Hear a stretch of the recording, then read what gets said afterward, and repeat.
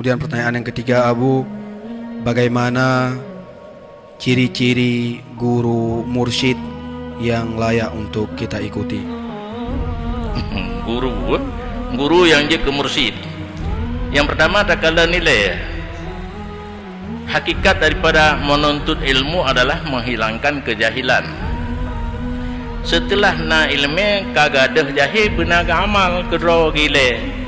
Olehnya benar ke kembangkan ilmu, amal, nasyru. Nah, orang yang bersifat laganya yang tak cok kugure. Bek tak cok kugure ke orang atak muru. Nanti orang atak muru ke yuagop hana ke pupuk kerau. Gedam gop ke puput kerau. Nya hanjit tak cok ke mursyid ke orang pembimbing.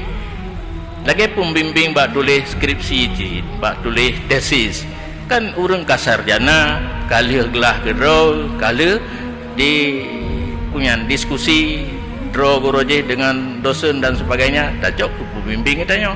Pembimbing dalam bidang agama lagi nyansin. Orang yang berilmu, nak amal dan nak kembangkan. Ya, demikian.